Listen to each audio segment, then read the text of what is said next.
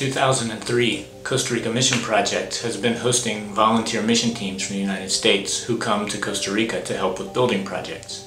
And through our experiences with those teams and the local communities here where we serve, we've seen firsthand how, at the end of the day, what this is about is being church together.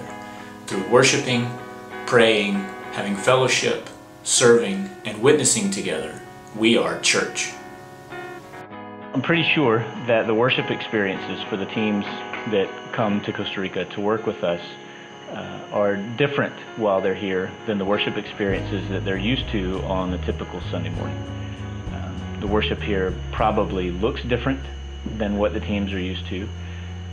Sure, they sound different because of the words that are being spoken being in Spanish, the songs being sung in Spanish, and they might even feel different than what the teams are used to feeling during a typical worship service. But our hope is that the teams that come feel invited and welcome to participate in those worship services in spite of the language barriers, in spite of not understanding all of the words that are being said, and in spite of maybe seeing things that they don't typically see on a Sunday morning. I think that it is very genuine and sincere worship, and in spite of the differences, we worship together. Prayer kind of follows along those same lines. My guess is that for most of the teams that come, prayer while they're here looks different from what they usually experience with prayer. Probably sounds different with everyone praying out loud at the same time, and may even feel different. But again, we hope that the teams feel invited and welcome to participate in that. Fellowship is an easy one.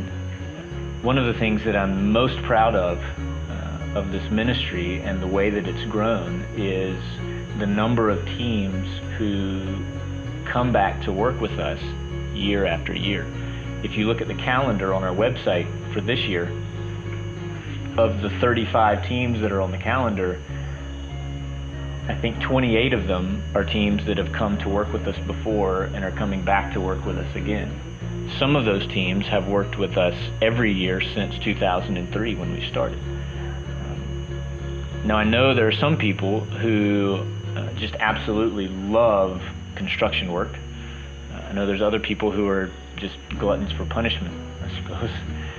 But I have a feeling the reason why most people keep coming back over and over and over again is because of the relationships that they've built with the people here. With our team, the Costa Rica Mission Project's team, with the churches where we've served, with the communities where those churches are. So that kind of relationship building is crucial to our being church together this way. And in spite of, again, language barriers, in spite of not always being able to communicate as fluidly as people may be used to, those relationships that are built here are very real, and we see that week after week after week with the teams coming back and seeing familiar faces from the year before. And I think when that happens, I think when those relationships are built, that's what makes the church stronger.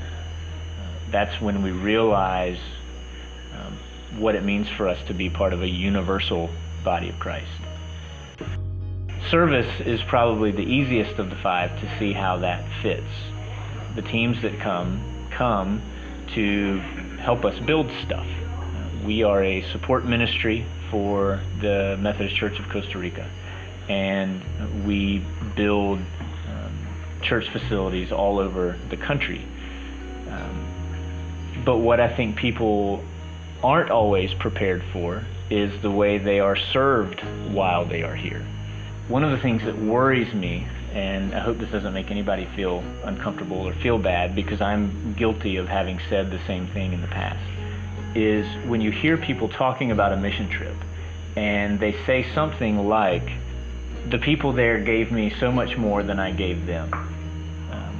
I think that says a lot about expectations going into the mission trip. I think it would be a whole lot healthier if what you heard people say after a mission trip was, it was wonderful how we all served one another last week. I think that's a much more balanced expectation and vision for what missions and service is about. Because not only are the teams here to serve the Costa Ricans, but they also are served by the Costa Ricans. They also are served by one another while they're here in ways that they're not expecting. So there's service that's happening all over the place. The last one is witness, and witness might seem like the most difficult of the five to see how exactly that fits. How are teams who don't speak the language going to have a witness in these communities where we work?